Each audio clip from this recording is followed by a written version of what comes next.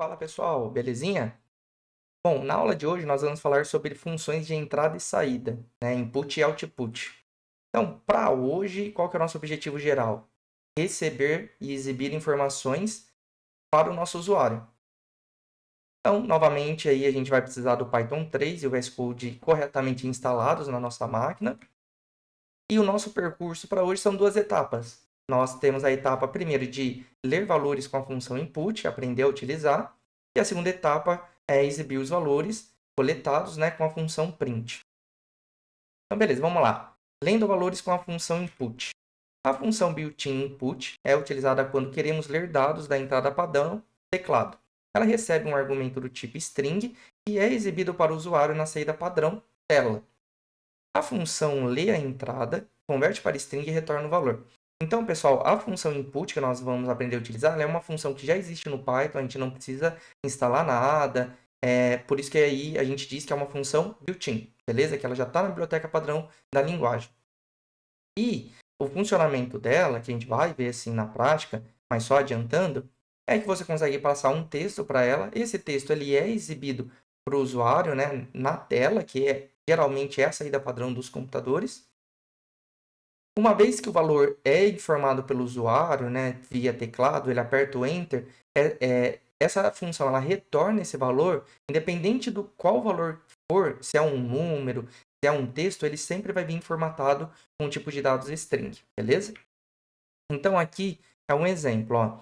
Eu estou utilizando a função input, estou pedindo para ele exibir para o meu usuário essa mensagem, informe o seu nome, dois pontos, espaço.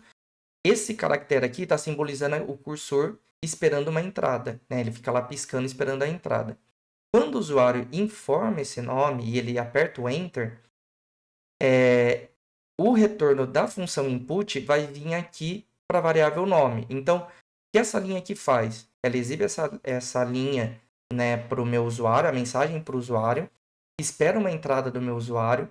Quando o usuário informar essa entrada, ele recupera o valor que ele foi digitado, converte para string e atribui esse valor para uma variável. Nesse caso aqui, a variável nome.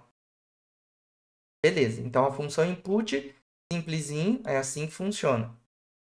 E para exibir o valor, galera, então vamos dar uma olhada agora em exibir o valor com a função print. Então, a função print, né, também é built-in, ela é utilizada quando queremos exibir dados na saída padrão, que é a nossa tela. Ela recebe um argumento obrigatório do tipo varargs, de objetos, e 4 argumentos opcionais, o sep, o end, file e flush. Beleza? Todos os objetos são convertidos para string, separados por sep e terminados por end. A string final é exibida para o usuário. Então vamos lá.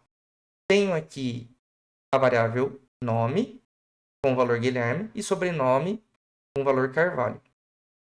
Então, primeira forma, utilizando o print aqui. Nome, vírgula, sobrenome. Para salientar, pessoal, quando você passa nome, vírgula, sobrenome, você passa a variável 1, vírgula, variável 2, a função print, ela vai exibir, né, o valor colocando um espacinho aqui igual o exemplo, tá? Aí, segunda forma de usar a função print, nome, vírgula, sobrenome, vírgula, end. Lembra que o end é um dos parâmetros, né, que eu posso passar para a função. E o que eu estou fazendo aqui? Eu estou pedindo para ele terminar em 3 pontos e estou adicionando uma quebra de linha. Esse é o caractere para new line, barra n. E a última forma, que é print, nome, vírgula, sobrenome, vírgula, sep, que é o separador. O separador por padrão é um espaço vazio. Mas a gente consegue trocar esse separador. E nesse caso aqui, estou colocando um jogo da velha. E aí ele está colocando aqui o jogo da velha, hashtag, forma como você quiser falar. Então sai aqui, Guilherme, jogo da velha, Carvalho. Beleza? Boa, pessoal. Vamos ver na prática esses dois carinhas aí, como que a gente consegue utilizar eles lá no nosso VS Code. Então aqui no VS Code, eu já deixei preparado um arquivo. Dei o nome para ele de print input. E aí, vamos lá, vamos entender essa função input. Ó, aqui ele já está falando para mim, né, que ele vai ler uma string da entrada padrão, beleza? Então, vou colocar lá, informe o seu nome. Beleza. Se eu deixar assim e pedir para executar, Ó, já está aqui, ó. Informe seu nome. Aqui está parado o meu cursor. E aí eu posso informar aqui. Dei um Enter e nada aconteceu. Por quê? Tudo deu certo conforme esperado, mas não aconteceu mais nada porque simplesmente não tem mais nada para fazer. Então, ele pegou o valor, retornou, só que aqui a gente está fazendo nada com esse valor. E foi embora, certo? Então, se eu, por exemplo, colocar aqui já uma variável nome, ele já vai atribuir o valor para a variável nome. Só que só atribuir o valor também não vai adiantar, porque eu quero ver esse valor. Então, eu posso colocar aqui, ó, print nome. Vou limpar aqui o terminal e vou executar. Informe seu nome. Vou mudar aqui, Python. E aí ele exibiu aqui embaixo para mim, Python. Beleza. Pegando esse gancho, vamos já brincar aqui com a questão do print e as variações dele também. Vamos colocar uma outra variável aqui, que vai ser a idade. Então, informe a sua idade. E aqui embaixo eu posso exibir, né? Então, vou executar novamente. Vou pedir um nome e vou colocar a idade. E aqui ele já jogou para mim, Python 30. Então, essa é uma forma. Outra forma que nós vimos é trocar o end, né? Então, eu posso vir aqui no end e colocar 3 pontinhos, barra n. Vou executar novamente. E olha só, ele exibiu o primeiro print, normal, conforme esperado. Por padrão, se você não informa nem o separador e nem o end, olha só que legal. Por padrão, o end é só o barra n. Então, ele quebrou a linha aqui para o segundo print. E o separador é o espaço em branco igual nós vimos, tá? Então, ó, se eu colocar mais um print aqui, qualquer coisa, só para provar para vocês, para a gente ver com mais facilidade, que é o barra N ali que dá a quebra de linha. Ó.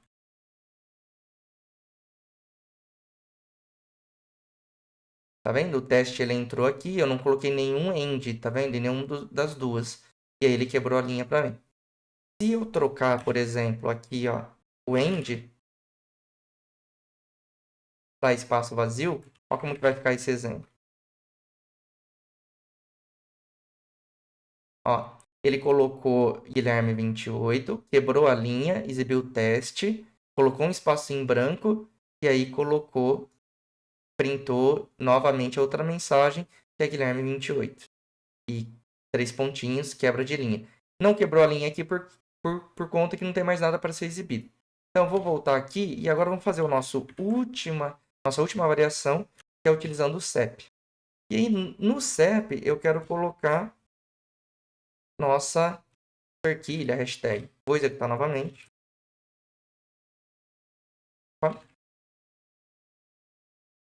28. E agora, a variação. Então, primeiro utilizando o normal, separador normal e end normal, né, default, melhor dizendo. Depois trocando apenas o end e depois trocando apenas o separador. Também pode trocar os dois, não tem problema. Então, tipo, vamos colocar aqui. Vou trocar aqui o end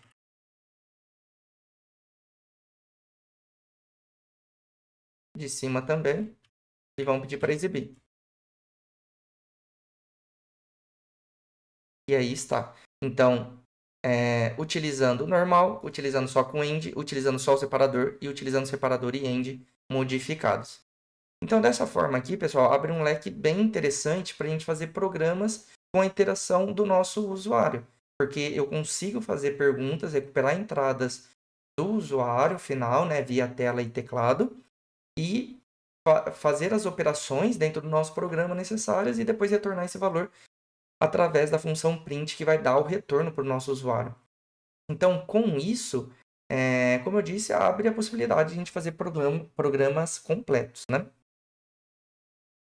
Então, voltando aqui para a nossa apresentação, eu separei 3 links que eu acho bem interessantes, né? O primeiro é o nosso repositório de código, vão estar lá todos os nossos códigos aqui da nossa trilha, esse também vai estar lá.